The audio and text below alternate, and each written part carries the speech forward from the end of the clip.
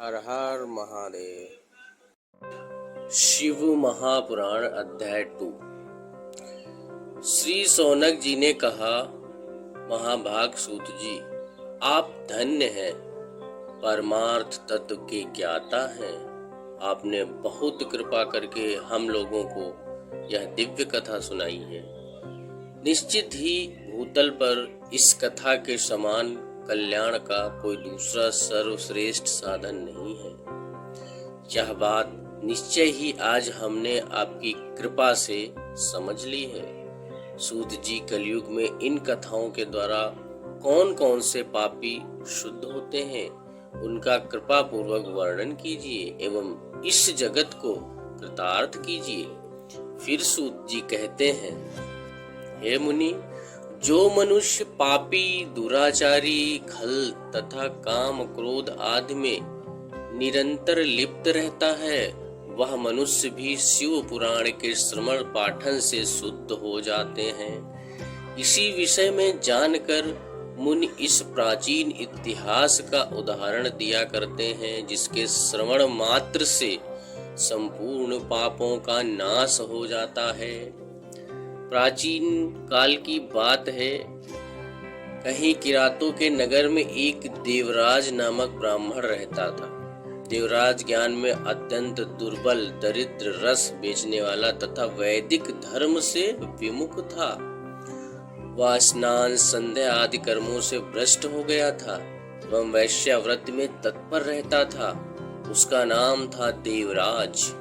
वह अपने ऊपर विश्वास करने वाले लोगों को ठगा करता था। उसने ब्राह्मणों, क्षत्रियों, वैश्यों, शूद्र तथा दूसरों को भी अपने बहानों से मारकर उन सबका धन हड़प लिया था। परंतु उस पापी का थोड़ा सा भी धन धर्म के काम में नहीं लगा। वह वेश्यागामी तथा सब प्रकार के आचरण से आचार भ्रष्ट था। एक दिन देवराज घूमता हुआ प्रतिष्ठान यानी झूसी प्रयाग में जा पहुंचा। वहां पर उसने एक शिवालय देखा, जहां बहुत से साधु महात्मा एकत्र हुए थे। देवराज उस शिवालय में ठहर गया, परंतु वहां उसे ज्वर आ गया, बुखार आ गया।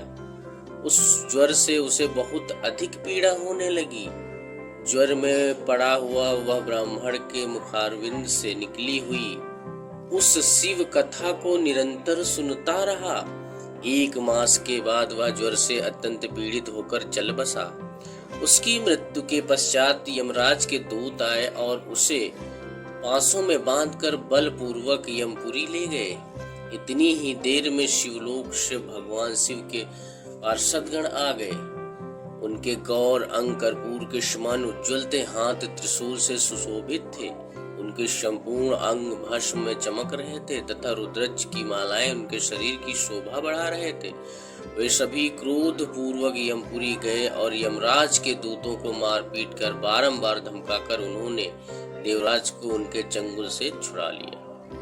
अत्यंत अद्भुत विमान पर बैठाकर जब वे शिवदूत कैलाश जाने को उद्यत हुए, उस समय यमपुरी में भारी कोलाहल मच गया। उस कोलाहल को सुनकर धर्मराज अपने भवन से बाहर आ गए। साक्षात दूसरे रुद्रों के समान प्रतीत होने वाले उन चारों दूतों को देखकर धर्मज्ञ धर्मराज ने उनका विधि पूर्वक पूजन किया और अपनी ज्ञान दृष्टि से बस देखकर ही सारा वृत्तांत जान लिया।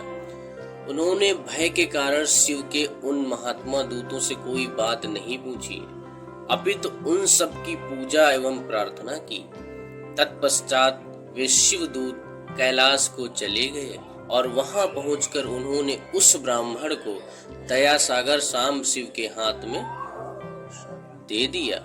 तो ये था महाशिव पुराण का दूसरा अध्याय। तीसरे अध्याय जल्द ही आने वाला है। दोस्तों, कैसा लगा आप कमेंट करके जरूर बताइएगा और हमारे चैनल को सपोर्ट कीजिए, सब्सक्राइब, लाइक कीजिए। धन्यवाद।